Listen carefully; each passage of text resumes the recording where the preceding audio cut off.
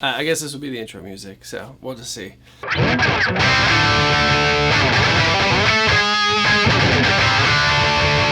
Hey, what's up? I'm Jay Moss, and like the rest of you, we probably all just found out that Eddie Van Halen passed away, and it's super sad and unfortunate. And while by no means would anyone call me like a Van Halen guy, I have so much admiration and respect for all the corners of music that his influence touched. And you could almost say that if you play guitar today, you were either influenced by Eddie Van Halen directly, or even without knowing, you might be influenced by someone who was influenced by Eddie Van Halen directly. You know, for me personally, guitar was like my first love. When I was 12 years old and I heard rock and roll and I wanted to be a part of it, I asked for a guitar. I got an acoustic guitar first, but shortly after I got an electric guitar, and I just couldn't keep my hands off it. It was a complete and total obsession for me. Like, I literally took my summers, which could just be free to do whatever, and decided to go to guitar school in Boston. I remember when I was younger, someone brought a 5150 to our rehearsal space. I had never heard one before, and I'd never heard an amp with such completely ridiculous sustain. From that moment on, I knew the 5150 was something special,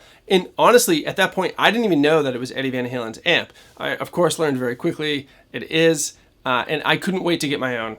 So, you know, I'm like going through like Craigslist, and I'm trying as hard as I can to see like who's got one for sale that's affordable. And I found a studio not far outside of Boston called Woolly Mammoth Studio, and they had one for sale. So I went down there. I think I bought it for like $650, which I think is like a pretty good deal for a 5150. Yeah, and it's this one right here. And come to find out, this is actually a first year block letter 5150 that seems to be made for the band Aerosmith. It has like a special metal serial tag on the bottom of it with like the name Aerosmith and a special serial number. And I can only presume that, you know, when PV landed the contract to do these like 5150 Eddie Van Halen signature series amps, they of course wanted to get them in the hands of like basically everybody they possibly could. And this batch was made for Aerosmith. So yes, before I got this, it was Aerosmith's, which is insane. And instead of treating it like some sort of treasure that you'd put at the museum or something,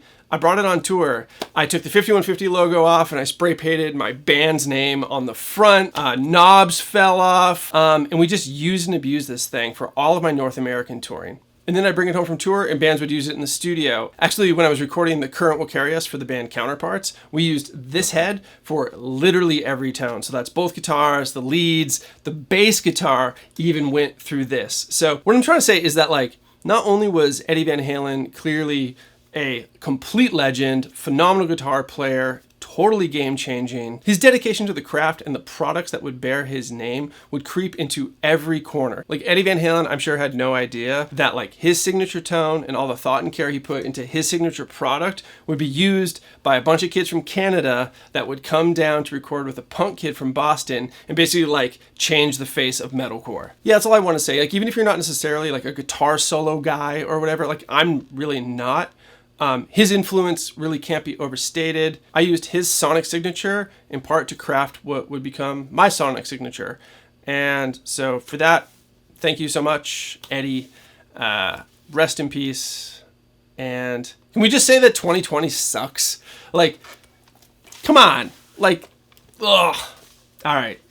Anyway, I'm Jay Moss. Weird one, but just wanted to say my piece.